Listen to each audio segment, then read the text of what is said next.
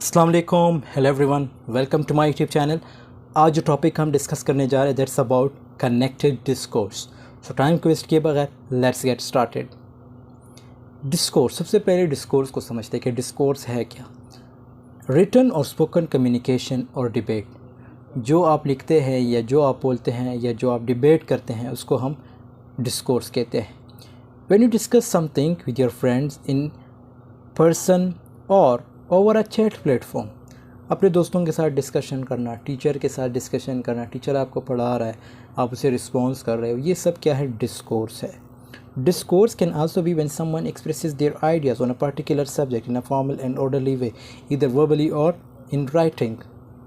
Discourse का मतलब ये भी है कि जब आप अपने जो ख़यालात है, अपने आइडियाज़ है, उसको एक्सप्रेस करते हैं एक पर्टिकुलर सब्जेक्ट, एक पर्टिकुलर टॉपिक पे, उसको भी हम डिस्कोर्स कहते हैं। या तो वो रिटन फॉर्म में होगा या स्पोकन फॉर्म में होगा। Connected speech is spoken language in a continuous sequences as in normal conversation. It is also called connected discourse. Actually connected speech को कनेक्टेड डिस्कोर्स ही कहते हैं। क्यों कहते हैं? क्योंकि ये नॉर्मल कन्वर्सेशन ओबियसली होती है और इसकी एक सीक्वेंस होती है, और इस तरह जो स्पोकन लैंग्वेज है ओबियसली ये कनेक्टेड स्पीच है। A relatively long and integrated unit of language such as written argument और spoken conversation. अब ये जो कनेक्टेड स्पीच है ये क्या है? ये रिटन आर्गूमेंट भी हो सकते हैं, स्पोकन कन्वर्सेशन भी हो सकती है।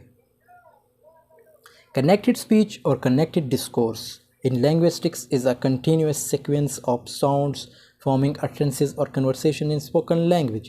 Analysis of connected speech shows sound exchange affecting linguistic units traditionally described as phrases, words, lexemes, morphemes, syllables, phonemes, or tones.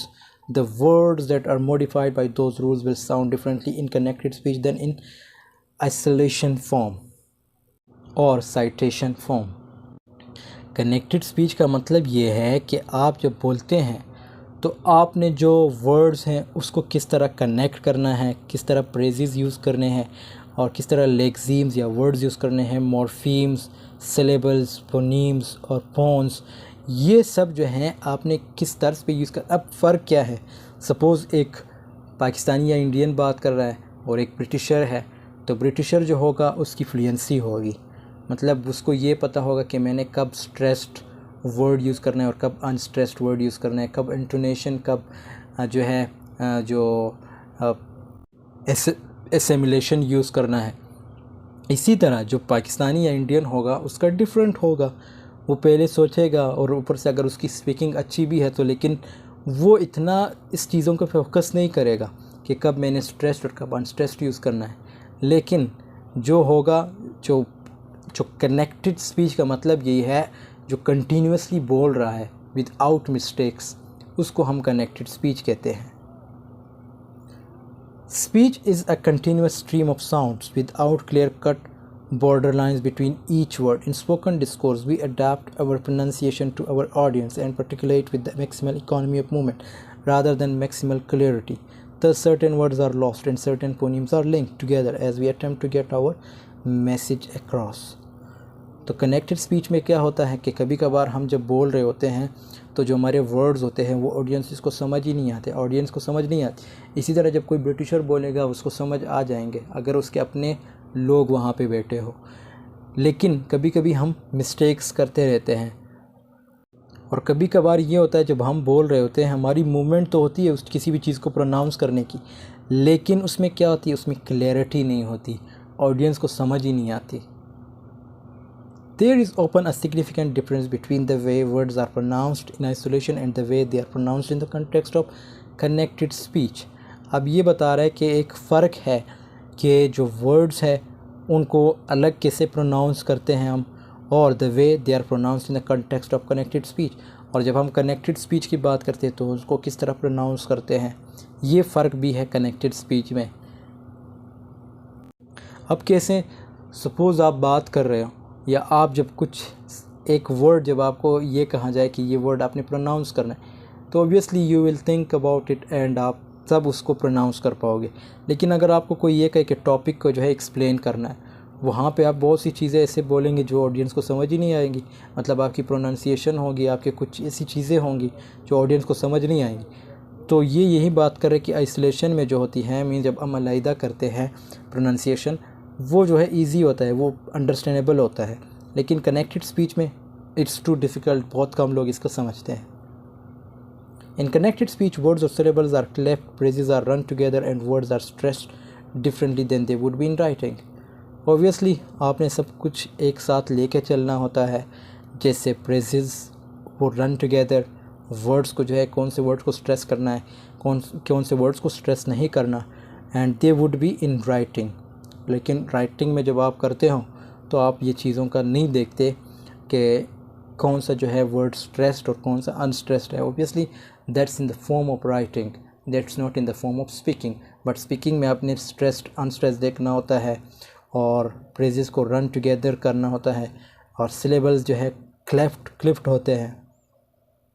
Features of connected discourse, सबसे पहला पॉइंट है intrusion, an extra sound is produced. यह intrusion का क्या मतलब है कि एक एक्स्ट्रा साउंड जो है प्रोड्यूस होता है। अब यहाँ पे हमारे पास एग्जांपल है, media event, I always go away, do you hear the R sound intruding after media. तो ये एक एक्सप्लेनेशन है। इसी तरह the J sound intruding after I के बाद, and the W sound intruding after go, like go away means आप direct जो है डब्ल्यू को प्रोनाउंस करते हैं, ये ए को जो है हटा लेते हैं। इसी तरह आई ऑलवेज मीन्स आप जे जो है प्रोनाउंस करते हैं।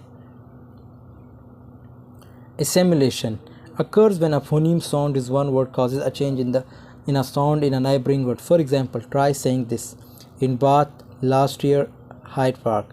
You will notice that the last sound of the first word changes in each case. The N sound becomes M, like I'm Bath. अब in Bath होता है, लेकिन I'm Bath जब आप इस तरह कहते हो, इस तरह प्रोनाउंस करते हो। लास्ट ईयर, इसी तरह लास्ट को जो है आपने ये जो फोनेटिक्स ऑन्टोलॉजी अगर आपने पढ़ी तो ये आपको पता होगा। एंड डी बिकम्स ब, ड बिकम्स ब, सो high park.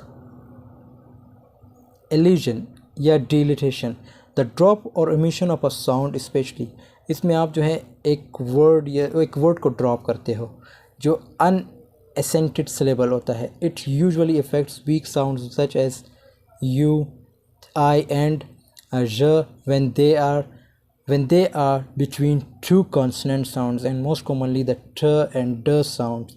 Have a look at these examples: left back, stand by, look back, I must go. In each case, the last phoneme of the word is elided, means lost. Left back, in the most simply terms, the reason is that the time and effort required to change the mouth position from the t to the b sound, as in the first example, or the t to the g sound, as in the last example, is too great. अब ये आप देख सकते हैं, left back, ये जो के है ये प्रोनाउंस नहीं होता। इसी तरह stand by, look back, I must go. Linking, an end of the word is joined to a vowel sound at the start of the next word. For example, pick it up. अब ये जो learners होंगे will hear something like pick it up, was it, what is it. Learners will hear think that what is it. So I hope this video has been helpful for you. Thanks for watching. मिलते हैं next video में, तब तक के लिए अल्लाह हाफिज़, take care of yourself.